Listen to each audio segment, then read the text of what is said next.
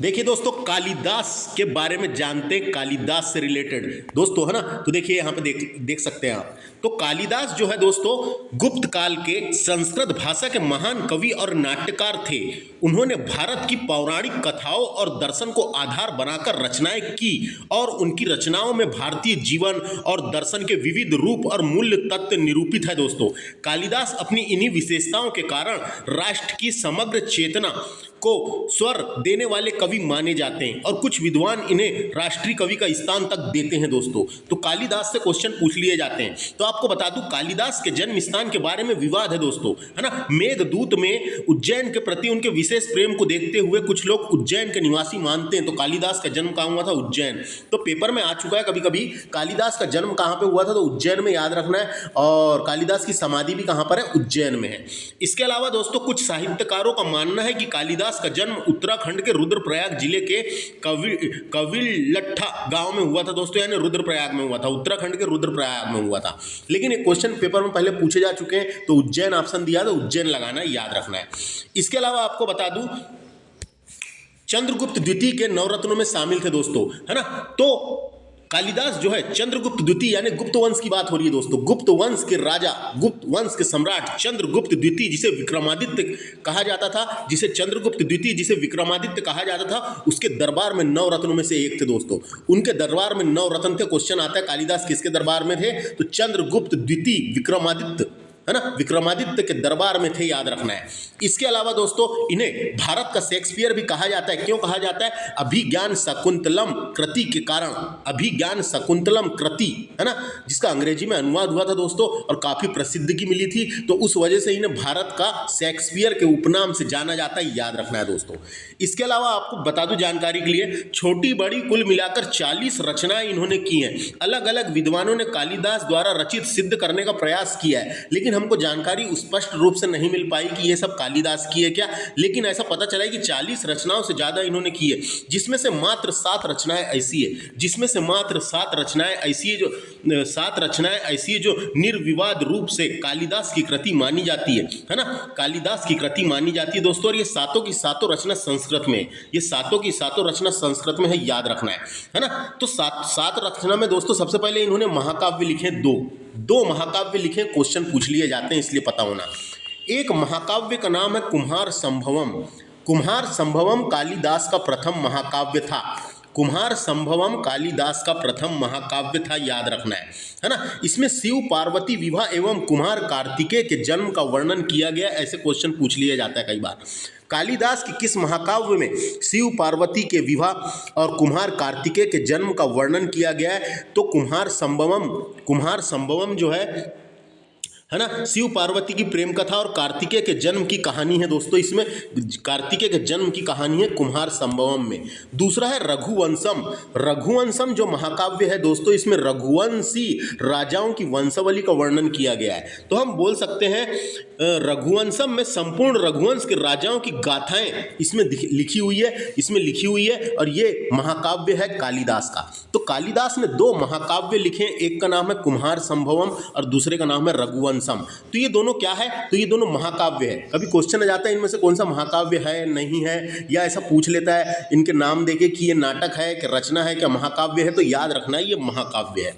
इसके अलावा इन्होंने नाटक लिखे हैं दोस्तों 3। इन्होंने 3 नाटक लिखे, है ना, 3 नाटक लिखे। नाटक को अपन रूपक भी बोल सकते हैं, रूपक। इन्होंने 3 नाटक या रूपक लिखे, जिसमें से एक का नाम है अभिज्ञान शाकुंतलम। अभिज्ञान शाकुंतलम जो है, अभिज्ञान शाकुंतलम, ये राजा दुष्यंत और कर्ण ऋषि की पुत्री शकुंतला का प्रेम प्रसंग वर्णित है। इसमें प्रेम प्रसंग वर्णित है दोस्तों। यह कालिदास के विश्व प्रसिद्ध कृति है। यह कालिदास की विश्व प्रसिद्ध कृति है, जिसका अंग्रेजी अनुवाद हुआ था और जिसके कारण कालिदास की तुलना शेक्सपियर से की जाती है और कालिदास को भारत का शेक्सपियर इसीलिए कहा जाता है। तो कभी क्वेश्चन आ सकता है अभिज्ञान शाकुंतलम में किसका वर्णन है? तो राजा दुष्यंत कुम्हार और कर्ण ऋषि की पुत्री शकुंतला के प्रेम कहानी का वर्णन है, प्रेम कहानी का वर्णन है। तो अभिज्ञान शाकुंतलम एक नाटक है दोस्तों, याद रखना है। इसमें राजा दुष्यंत और शकुंतला के प्रेम कहानी का वर्णन है, उन दोनों के प्रेम के बारे में बताया गया वर्णन है। तो अभिज्ञान शाकुंतलम याद हो जाएगा। अभिज्ञान और शाकुंतलम से हो गया शकुंतला, शाकुंतलम से हो गया शकुंतला। तो शकुंतला के बारे में बताया गया इसमें, राजा दुष्यंत और शकुंतला के प्रेम के बारे में।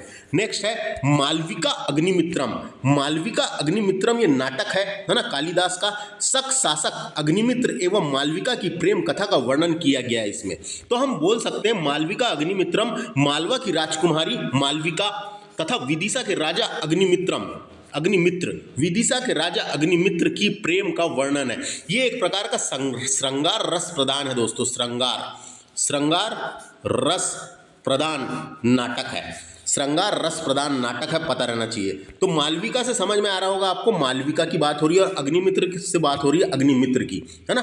तो मालवा की राजकुमारी मालविका तथा विदिशा के राजा अग्निमित्रम का प्रेम कहानी का वर्णन है, श्रृंगार रस प्रदान नाटक है ये। नेक्स्ट है विक्रमो वर्षियम। विक्रमो वर्षियम है, इसमें राजा पुरूरवा एवं उर्वशी के प्रेम कहानी का वर्णन है दोस्तों। ये भी क्वेश्चन पूछा जाता है ना। राजा पुरूरवा एवं अप्सरा उर्वशी की प्रेम कहानी का वर्णन है इसमें। ये भी एक प्रकार से श्रृंगार रस प्रदान है, ये भी एक प्रकार से श्रृंगार रस प्रदान है। तो दोस्तों यह एक नाटक है, इसमें पुरूरवा इंद्रलोक की अप्सरा उर्वरी से प्रेम करता है, ऐसा कुछ बताया गया है ना। प्रेम उसके पुरूरा प्रेम को देखकर उर्वशी भी प्रेम करने लगती है ना। तो ऐसा ये, तो उसमें इतना याद रखना है अपने को, राजा पुरूरवा व उर्वशी की प्रेम कहानी का वर्णन विक्रमो वर्षियम में मिलता है, विक्रमो वर्षियम में मिलता है, याद रखना है। विक्रमो वर्षियम में राजा पुरूरवा व उर्वशी की प्रेम कहानी का वर्णन मिलता है, ये पता होना चाहिए, पूछा जा सकता है किसका वर्णन मिलता है। इसके अलावा तो समझ में आ गया, ये 3 नाटक लिखे हैं दोस्तों कालिदास ने। कभी पूछा जा सकता है इनमें से कौन सा नाटक है या फिर खंडकाव्य है, महाकाव्य है, इसलिए अपने को इनसे जानकारी पता होना। बात करेंगे, इनने खंडकाव्य भी लिखे 2। एक का नाम है ऋतु संहार, एक का नाम क्या है, ऋतु संहार। ऋतु संहार में 114 श्लोक के माध्यम से 6 ऋतुओं का वर्णन किया गया है दोस्तों, 6 ऋतुओं का वर्णन किया गया है ना। तो अपन बोल सकते हैं इसमें ग्रीष्म से लेके वसंत ऋतु, 6 ऋतुओं का वर्णन, जैसे ग्रीष्म ऋतु, वर्षा ऋतु, शरद ऋतु, हेमंत ऋतु, शिशिर ऋतु और वसंत ऋतु, ये 6 ऋतुओं का वर्णन ऋतु संहार में किया गया है दोस्तों, याद रखना है। ऋतु संहार में किया गया है, याद रखना है ना। तो ये क्वेश्चन पूछ लिया जाता है, ऋतु संहार महाकाव्य कालिदास की प्रसिद्ध रचना है, प्रसिद्ध रचना है, तो प्रसिद्ध रचना है, प्रसिद्ध रचना है। इसके अलावा यह कालिदास की पहली रचना भी मानी जाती है ना। ये ऋतु संहार कालिदास की पहली रचना भी मानी जाती है। इसके अलावा मेघदूत दोस्तों, मेघदूत लिखे कालिदास ने। मेघ का मतलब होता है दोस्तों बादल, और दूत का मतलब होता है संदेश ले जाने वाला, इसलिए उसका नाम मेघदूत रख दिए। तो गंधर्व तथा उसकी प्रेयसी की प्रेम कथा को प्रकृति के माध्यम से, प्रकृति के माध्यम से यानी नेचर के माध्यम से, यानी बादल के माध्यम से, है ना, माध्यम से चित्रित किया गया है, इसमें चित्रित किया गया है। तो मैं इसके बारे में थोड़ी सी आपको जानकारी के लिए बता दूं, है ना, जानकारी के लिए बता दूं मेघदूत के बारे में।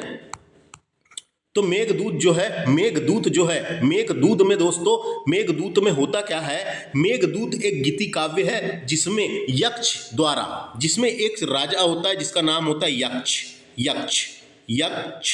यक्ष द्वारा मेघ से संदेश ले जाने की प्रार्थना, वो है ना, उसको उसके राज्य से निष्कासित कर दिया जाता है। तो वो वहाँ पे बैठ के ये सोचता है कि मेरी जो प्रेमिका है, प्रेयसी है, वो मेरी याद कर रही होगी।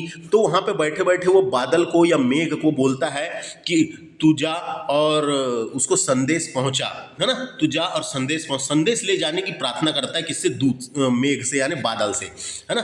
तो दूत बनकर अपनी प्रिय के पास भेजने का वर्णन करता है, प्रिय के पास भेजने का वर्णन करता है। तो जो मेघ होता है दोस्तों, जो बादल जाते जाते अमरकंटक होते हुए जाता है ना। और आपको बता दूं मेघदूत के 2 भाग है, पूर्व मेघ और उत्तर मेघ, है ना। तो जाते जाते अमरकंटक होते हुए जाता है। तो क्वेश्चन आता है दोस्तों कि किस रचना, कालिदास की किस रचना में अमरकंटक का वर्णन है। तो कालिदास की रचना मेघदूत में अमरकंटक का उल्लेख है। इस रचना में मेघों के मार्ग का वर्णन किया गया है, जिसमें अमरकंटक भी शामिल है दोस्तों, है ना। अमरकंटक के ऊंचे शिखरों का पर्वत जो शामिल है, उसके बारे में सुंदर तरीके से वर्णन किया गया है दोस्तों। तो क्वेश्चन आता है किस रचना में अमरकंटक का वर्णन है ना, अमरकंटक का वर्णन है। समझ में आया, एक ये चीज बता रहा था मैं आपको। तो मेघ यानी बादल के माध्यम से संदेश पहुंचाने को कहता है, इसलिए उसका नाम है मेघदूत। तो समझ में आ गया। राजा यक्ष द्वारा मेघ से संदेश ले जाने की प्रार्थना करता है ना। तो गंधर्व तथा उसकी प्रेयसी, गंधर्व तथा उसकी, गंधर्व में ही यक्ष को बोला गया है, यक्ष, राजा यक्ष, है ना, तथा उसके प्रेयसी की प्रेम कहानी का प्राकृतिक के माध्यम से यानी बादलों के माध्यम से चित्रित किया गया है। तो ये समझ में आ गया। इसके दो खंडकाव्य है जिनके नाम है ऋतुसंहार और मेघदूतम, मेघदूतम, दोनों का समझ में आया। इसके अलावा कालिदास की अन्य रचनाएं भी है, जिसमें से एक का नाम है नवरत्नमाला। कभी पूछा जा सकता है, अभी तक पूछा तो नहीं गया लेकिन पूछा जा सकता है। नवरत्नमाला। श्रृंगार तिलक किसकी रचना है? कालिदास की है। श्रृंगार